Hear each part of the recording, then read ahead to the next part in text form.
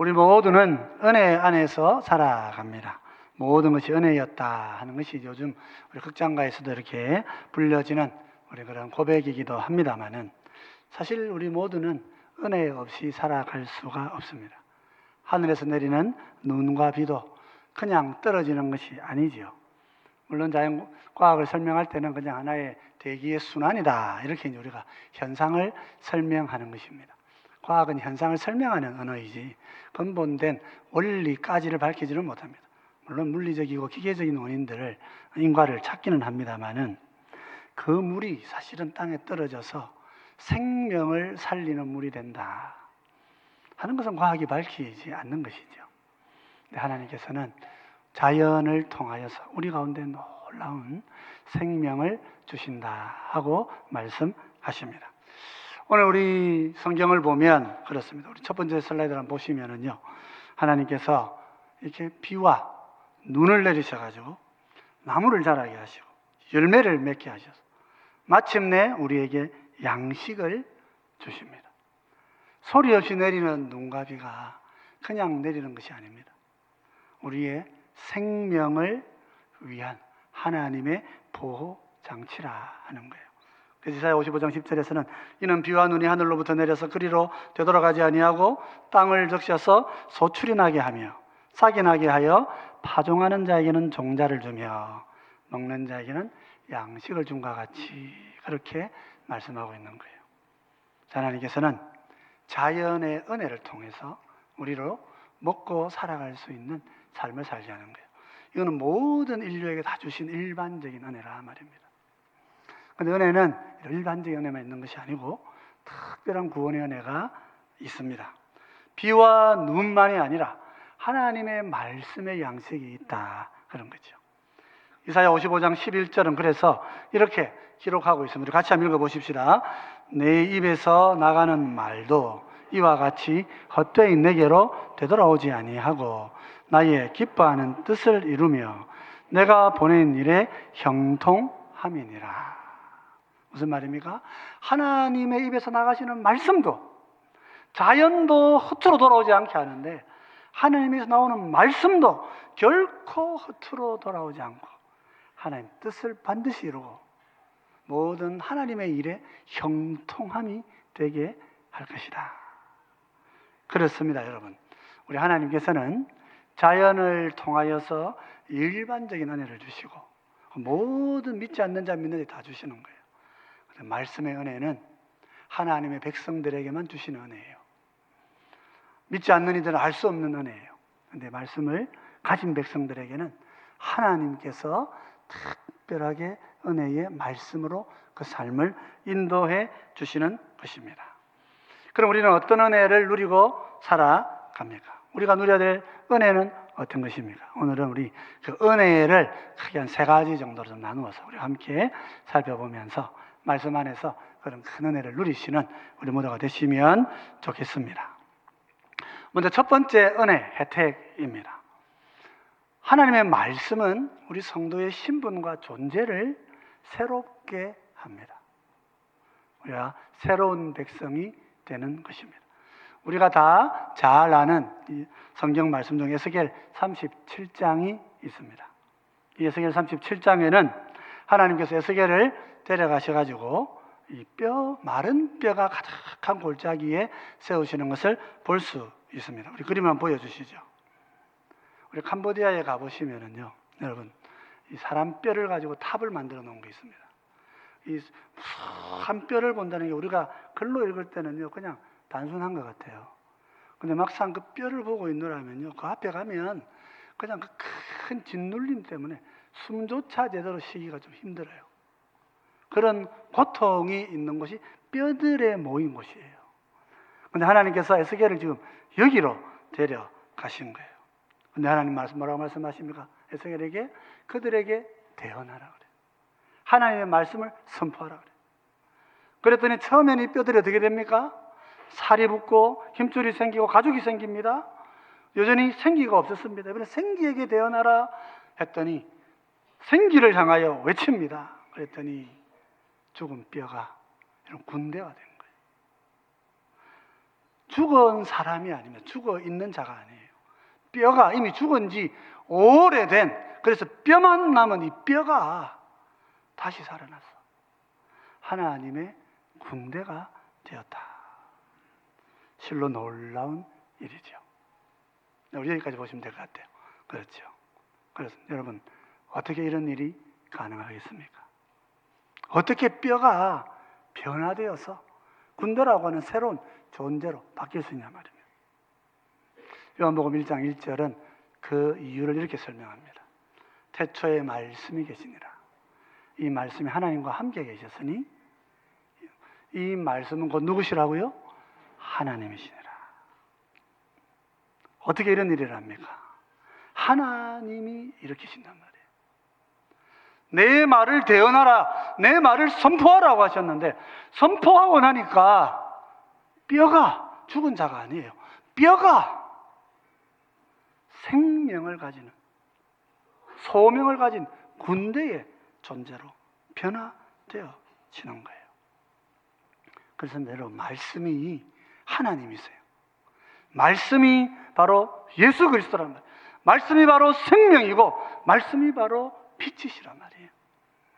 그래서 요한은 우리에게 요한복음 1장 12절에 이렇게 권면합니다. 같이 한번 읽어보십시다. 영접하는 자, 곧 그 이름을 믿는 자들에게는 하나님의 자녀가 되는 권세를 주셨으니. 여러분, 그렇습니다. 말씀이 우리의 신분과 우리의 존재를 새롭게 할 수 있습니다. 어둠에 거하고 죽어가는 그런 게 아니고요. 어둠에 있는, 어둠의 골짜기 굴에서 골짜기에서 뒹굴고 다니는 뼈를 하나님은 생명의 존재로 바꾸신단 말이에요. 요즘 우리가 요한복음을 이렇게 아침마다 묵상합니다. 요한복음에는 무수한 어둠이 빛으로 바뀌는 이야기가 있습니다.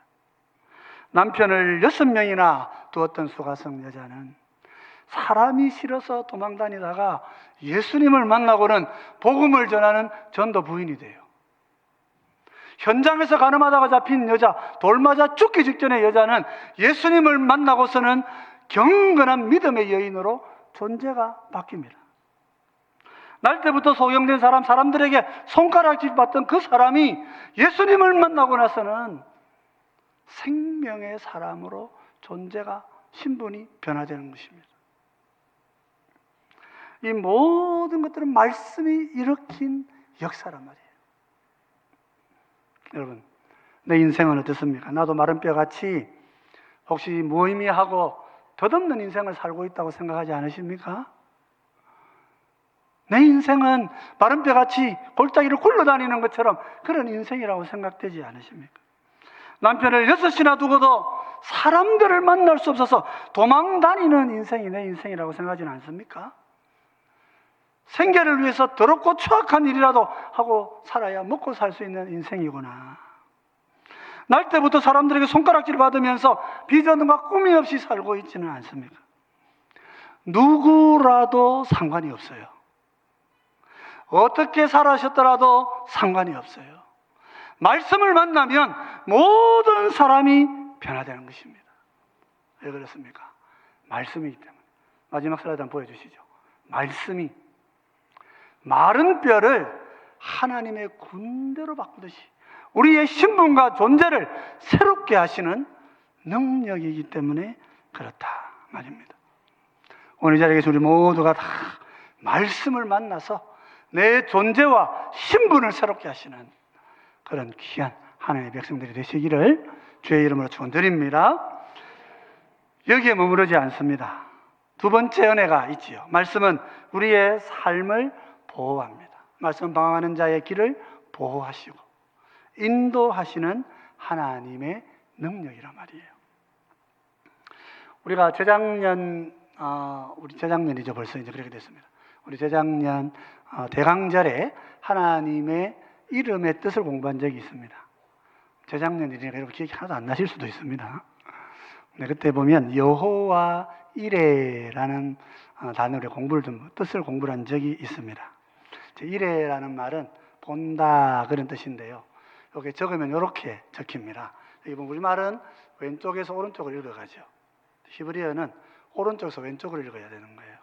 오른쪽 왼쪽으로 읽는데 여기 보면 우리는 이레, 저 빨간 글자가 서로 같은 말이거든요. 이레, 앞에가 야훼, 여호와 그런 말입니다. 여호와 이레, 그래서 우리가 이레 이렇게 한 거예요. 여호와 이레, 여기 이레는 우리는 단어로 알고 있습니다. 외국어니까 그럴 수밖에 없죠. 근데 이건 이레라는 말은 단어가 아니에요. 문장이에요. 문장이 이게 뭐냐면 He is looking at something 그런 뜻이에요. 그가 우리를 보고 계십니다. 그런 뜻이에요. 보고 계시기 때문에 우리 삶을 준비시켜 주실 수 있는 거예요. 그래서 이것을 준비했다 이렇게 번역을 하고는 있으면 그건 의역이에요. 원래 뜻은 보고 계시다 그런 뜻이라 말입니다. 어디서 보고 계십니까? 시온산에서 보고 계시죠. 예루살렘 모리아 산에서 우리를 보고 계신 거예요. 아브라함을 보고 계셨어요. 하나님께서 보고 계십니다. 예루살렘 저기를 말하는 것일까요? 영적으로 좀 더 생각해 보면 하늘 보좌에 앉으신 주님께서 지금 나의 일거수일투족을 보고 계시다 그 말이에요. 왜 보고 계십니까? 우리가 허투른 짓, 엉뚱한 짓, 인생이 하나님 떠나서 방황하고 지 마음대로 살다가 자기 마음대로 살아가는 그 길에 하나님 보고 계시다가 우리를 보호하고 인도하시려고 보고 계신 거예요. 아브라함이 이삭 죽이지 못하도록 하나님이 보고 계시는 것입니다. 여러분, 주님께서 하늘에 계시고 우리를 보신다 할 때 그냥 땅에 숨어서 칩거하신다 그런 뜻이 아니에요. 땅을 피해서 하늘로 도망가신 게 아니란 말이에요. 하나님은 우리를 보고 계셔요. 성경에는 하나님이 보고 계셨던 인물들의 이야기가 나옵니다. 사울은 다메섹 도상에서 예수님을 만납니다. 왜 만납니까? 이 사람이 많은 지식을 가지고 정신없이 살다가 교회를 박해하러 가니까 주님께서 그에게 찾아오시는 거예요. 엉뚱하고 잘못된 길로 가고 있기 때문에 주님께서 나타나신 거예요. 사도행전 9장 4절로 5절은 이렇게 기록합니다. 이르시되 사울아 사울아 내가 어찌하여 나를 박해하느냐. 나는 내가 박해하는 예수라. 하나님은 보시고 찾아오시는 분이시란 말이에요. 하나님은 방황하는 우리의 길에 찾아오셔서 우리를 부르시고 잘못된 길로 가는 우리들을 돌려 세우시도록 그렇게 우리의 길을 인도하러 오신다 하는 것입니다. 그뿐만 아니죠. 구약 성경 열왕기하 25장에 보면 요시야, 조금 이따 보여주시면 됩니다. 요시야 왕이 나옵니다. 이 요시야 왕은 8살 때 왕이 된 분이에요. 정신이 없는 거죠. 나라가 되든 모를 때죠. 이 사람 왕이 되었을 때 나라가 됐냐면은 할아버지 때는 우리 므낫세가 온 나라를 엉망으로 만들어 놓은 거예요. 그래서 성경을 보면 이 므낫세의 악 때문에 하나님께서 이스라엘을 심판하신다 그러셨어요. 그럴 정도로 나라가 엉망진창이 됐어요. 그러니까 므낫세가 8살 되었을 때 이제 왕이 되고 보니 나라는 이미 엉망진창이죠. 8살짜리 아이가 나라를 이끌어갈 수 있겠습니까? 나라는 대혼란기를 겪은 거죠. 계속해서 망해가고 있는 것입니다. 그때에 그가 한 10년쯤 지나 18살이 됩니다. 하나님께서도 마음을 주셨는데 어쨌든 이스라엘 안에 성전을 수리하는 일이 생깁니다. 놀랍게도 성전을 수리하다가 하나님의 율법책을 발견하게 돼요. 이 18살 된 왕이 10년 동안 자기 10년의 세월을 나라를 다스리고 통치한 이 세월 자기 나라를 보면서 얼마나 답답했겠어요. 청소년기에 들어와서 이제 막 성인기에 들어오고 이렇게 막 나라를 통치하는 자로서 이제 성인이 되어 가는데 얼마나 답답했겠어요. 서기관 사반이 말씀을 쭉 읽어줍니다. 이 나라는 이렇게 살아야 되는 나라라 하고 성경을 쭉 읽어줍니다. 얼마나 통분했으면 옷을 찢고 하나님 앞에 무릎을 꿇고 크게 회개하고 울고 나라를 그때부터 새롭게 합니다. 왕으로서 그때 비로소 기능을 회복하는 거예요. 그가 죽을 때에 이런 평을 받습니다. 열왕기하 23장 25절인데요. 이렇게 평을 받습니다. 요시야와 같이 마음을 다하며 뜻을 다하며 힘을 다하여 모세의 모든 율법을 따라 여호와께로 돌이킨 왕은 요시야 전에도 없었고 후에도 그와 같은 자가 없었더라. 어린 시절 왕이 됐습니다. 나라를 어떻게 끌어가야 될지 몰랐던 거예요. 그 혼란하던 나라를 보면서 말씀이 가르치는 그 나라의 모습을 깨닫는 순간에 그는 방황을 멈추고 나라를 새롭게 하는 새 길을 걸어가게 되는 것입니다. 우리는 어떻습니까, 여러분? 우리도요, 말씀을 만나지 못하면 내 삶이 무너지고 엉망진창이 될 수 있습니다. 왕이 되는 게 중요한 게 아니에요, 여러분. 사울과 같이 지식을 많이 가지는 게 중요한 게 아니에요. 지식 많이 가져도 엉뚱한 짓 하는 사람 많아요.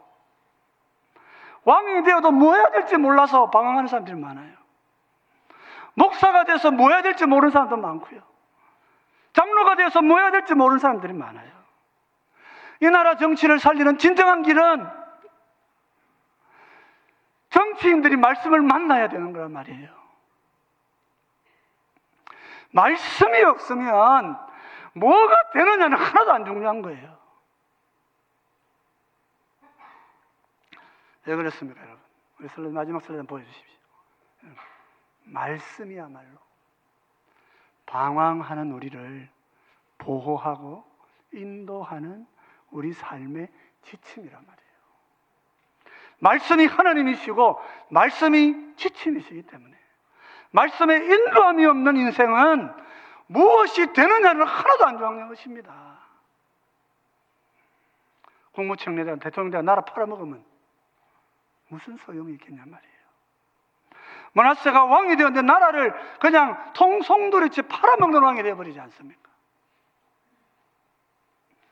그게 뭐가 되느냐가 왜 중요하냐고, 뭐가 중요하냐고. 말씀이 있느냐 없느냐가 삶을 결정하는 것이란 말입니다. 여러분이 말씀을 가까이 가지시는 그런 여러분 되시기 바랍니다. 우리가 그 말씀을 통하여 삶의 인도함을 받는 사람, 그 삶이 하나님 우리를 위해 예비하신 삶이라 하는 거예요. 그래서 말씀은 은혜의 통로가 되는 거예요. 자, 마지막으로 세 번째 말씀, 우리에게 소망과 인내의 은혜를 베푸십니다. 같이 한번 읽어볼까요? 읽어보십시다. 말씀은 성도에게 소망과 인내의 은혜를 베푸십니다. 우리 성경 시편은 특별히 다윗 왕의 시가 많이 있습니다. 여러분 다윗 왕의 시를 읽어보시면 많은 위로가 되실 것입니다. 특별히 다윗 왕의 시는 대부분 고난의 시입니다. 왕이 돼가지고 뭔 고난이 그리 많나. 근데 다윗은 큰 고난을 겪고 왕이 된 인물이에요. 그래서 그의 이야기는 고난의 이야기입니다. 물론 이 이야기는 1차적으로 우리 예수님께서 십자가에 달려 죽으실 것은 그런 메시아로 오실 것을 예표하는 그런 예표적인 시들입니다. 그래서 고난이 많은 것입니다. 우리의 고난의 주는 우리의 메시아는 고난을 통과하신 주가 되신다고 하는 그것을 우리가 알려주기 위해서 다윗 왕이 고난을 많이 겪는 왕으로 그렇게 기록이 되어 있습니다. 그런데 이거는요, 우리한테도 참 도움이 돼요. 힘이 됩니다. 왜 그렇습니까, 여러분? 우리도 삶이 억울하잖아요. 내 삶도 비통하잖아요. 내 삶도 좀 어디 가서 좀 한번 말해보고 싶잖아요. 나도 이런 사람이다 하고 한번 이야기해보고 싶잖아요. 그런 억울함을 다 갖고 있기 때문에 시편의 다윗의 시는 우리 모두에게 놀라운 위로를 주는 그런 성경입니다. 지난주 오후 예배 시간에 우리 김영구 목사님이 시편 중에 4편의 제목을 원수는 이를 갈고 나는 코를 곤다, 그렇게 제목을 잡으셨어요. 그래서 제가 이 제목을 보고 얼마나 웃었는지 모릅니다. 너무 시편을 잘 이해한, 다윗의 고난의 의미를 너무 잘 표현한 제목이었어요. 그래서 제가 감동을 하고 시편 4편을, 오늘 이 시편 4편이 어떻게 되어 있는지 같이 한번 좀 보면 좋겠다, 그런 생각이 들어서 이렇게 시편 4편이 되어 있습니다. 키아점이라 그런 방식인데요. 1절에 보십시오. 근심 속에 다윗이 기도를 시작합니다. 근데 8절을 보셔야 돼요. 2절로 가시면 안 돼요. 8절을 보시면 8절에요. 평안하게 자고 있어요. 그죠? 근심하던 사람이 코를 골고 자고 있습니다. 뭐 코 건다는 표현은 없지만은 내가 평안히 눕기도 하고 쉬기도 하겠다. 그죠? 그럼 2절로 가보세요. 원수는 뭐 하고 있어요? 그 시간에 모략을 꾸미고 있습니다. 근데 7절로 와보세요. 하나님이 그의 마음에 기쁨을 주셨는데 추수 때에 누리는 기쁨보다 더 큰 기쁨을 주셨다. 원수는 모략하고 있는 동안에 나의 마음속에는 하나님의 한없는 기쁨이 찾아옵니다. 그 이유가 뭐냐 하니까 3절에 나온 거예요. 3절에 그때 하나님이 그 고난의 기도, 1절에 고난의 기도 들으시고 말씀하시는 거예요. 하나님께서 얘야, 내가 내 이름을 위하여 경건한 자를 세운 줄 너는 알지 못하느냐. 그 너가 경건한 자, 내가 내 이름을 위해서 너를 세운 거야. 내가 너의 기도를 들어줄 것이다. 그 음성을 들은 거예요. 데빌리는 6절로 보시면 하나님이 선을 나타내시고 그 얼굴을 비추셨도다, 이렇게 얘기하고 있어요. 그 말씀을 만나고 나서 첫 번째 한 일이 뭡니까? 원수를 향해서 선포하는 거예요. 하나님이 택한 자를 네가 감히 비난해서 되겠느냐, 공격해서 되겠느냐. 지금까지는 나를 잠 못 자게 했던 원수가 어때요? 이제는 책망의 대상으로 바뀌어버린 거예요. 나 자신을 향해서 5절에서 말합니다. 네가 왜 낙심하고 울고 있느냐, 잠 못 자고 있느냐. 하나님께 거룩한 제사를 드리라. 왜냐하면 6절에 말하는 거예요. 하나님이 선을 나타내시고 그 얼굴을 너에게 보이지 않으셨느냐. 내게 주신 기쁨이 얼마나 큰 기쁨이냐. 그래서 8절에 그는 평안하게 눕기도 하고 쉬기도 합니다. 말씀을 만났기 때문에 근심의 기도로, 밤에 잠 못 자고요. 밤에 잠자는데 잠 못 자고 근심의 기도를 드리던 사람이 평안한 잠을 자는 사람으로 달라진 거예요. 그 시편 119편 50절을 한번 다음 구절 한번 가보십시다. 여기에 다윗이 글도 이렇게 고백하고 있습니다. 같이 한번 읽어볼까요? 이 말씀은 나의 고난 중에 위로라. 주의 말씀이 나를 살리셨기 때문이니이다. 말씀이 나를 살리셨습니다. 말씀이 나를 잠 못 이루는 밤을 건져내 주셨습니다. 말씀이 나에게 잠 못 이루는 밤의 고통을 해결해 주신 거예요. 하나님의 말씀을 만나니까 원수가 어리석은 거예요. 나에게 근심과 걱정과 원망을 가져다 주었던 그 억울함을 주었던 그 대상이 알고 보니 문제투성인 거예요. 그래서 나는 평안히 잠을 잡니다. 이 가운데에 핵심이 있어요. 말씀이 있어요. 말씀. 시편을 그렇게 쭉 읽어보시면 시편이 큰 은혜가 됩니다. 다윗만 이런 은혜를 누린 건 아니지요. 구약시대의 선지자, 눈물의 선지자 예레미야가 있습니다. 성경에서 가장 암울한 시대를 산 사람이라고 그러면 이 예레미야일 가능성이 많습니다. 물론 다니엘도 어렵고 에스겔도 힘들었지만은 그건 이미 결정이 나서 포로로 간 거고 이제 그렇지 않은 상태에서 그렇게 가는 과정에 있었으니까 예레미야가 제일 고통스러웠을 거예요. 그러나 하나님께서 백성들 향해 심판하시겠다. 백성들의 행동을 보면 진짜 심판하셔야 되는 게 맞아요. 여러분, 저도 예레미야서 읽어보고서는 하나님이 이건 뭐 죽이셔도 할 말 없다 이런 마음이 들었어요. 한번 읽어보십시오. 잘 이해는 안 되실 수도 있지만 그래도 한번 읽어보십시오. 다음에 좀 설명을 좀 드릴 것입니다. 성경 읽어보시면 하나님 왜 심판하시는가? 왜 심판하겠습니까? 제가 지금 대원 다닐 때 교수님과 학생들의 대화가 아주 기억이 나는 두 대화인데 같은 대화였는데 답이 좀 다르게 있었던 두 대화가 제가 기억이 나는데요. 학생들이 교수님 찾아옵니다. 말을 그렇게 합니다. 교수님, 좀 학점 좀 잘 주이소. 와, 그래 학점을 안 좋게 줍니까? 그래 얘기를 했어요. 예, 교수님께서 아이고, 한 교수님 다른 대답을 하셨고 이 교수님 이렇게 대답을 하셨어요. 아이고, 아닙니다. 내가 왜 학점을 안 좋게 주려고 그럽니까? 저는 학점 잘 주고 싶습니다. 아니, 실적이 안 좋게 C, D 이렇게밖에 안 주놓고 지금 왜 그래 말씀하십니까?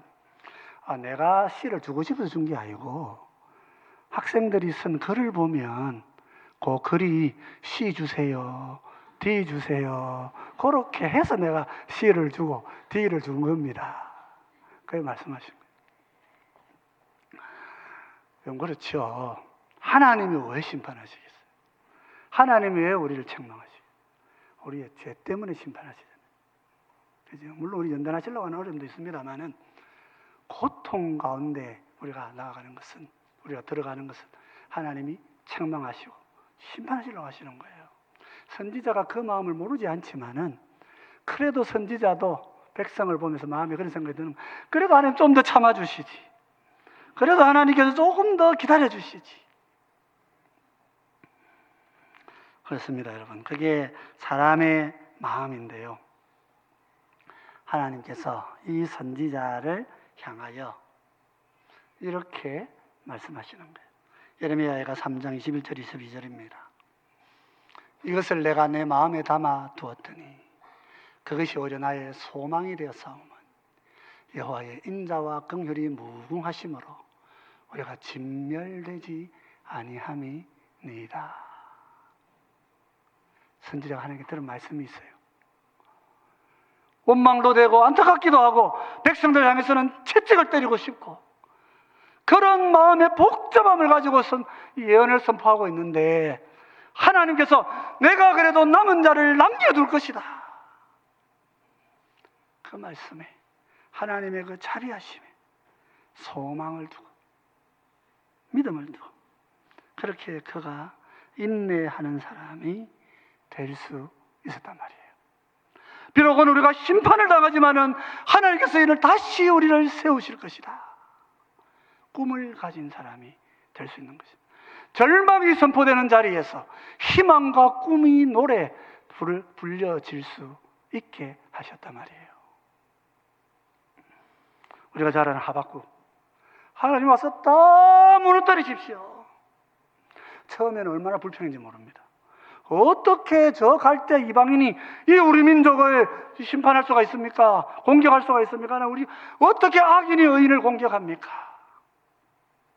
요즘 하나님 뭐라 그러셔요? 의인은 믿음으로 살 것이야. 너희가 진정한 의인이라면 믿음 안에 살아있을 것이다. 이 말씀을 듣고 하박국은 얘기하는 거예요. 하나님 그러면 다 때려 부수십시다. 다 무너뜨리십시다. 그리고 하나님의 새 나라를 세워주세요. 다 무너지고 심판당하는 그 자리에서 그들은 희망과 소망을 함께 노래하고 있었다 하는 것입니다. 말씀이 있으면요 우리가 소망을 가집니다. 다 무너지고 다 깨어져도 우리의 삶 속에 놀라운 소망이 꿈틀거리게 되는 거란 말이에요. 그뿐만 아니죠. 질병, 가난, 때로는 박해, 어려움이 있어도요 이길 수 있습니다.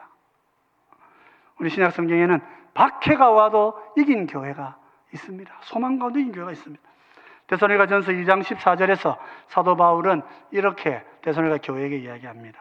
형제들아, 너희가 그리스도 예수 안에서 유대에 있는 하나님의 교회들을 본받은 자 되었으니 그들이 유대인들에게 고난을 받음과 같이 너희도 너희 동족에게서 동일한 고난을 받았느니라.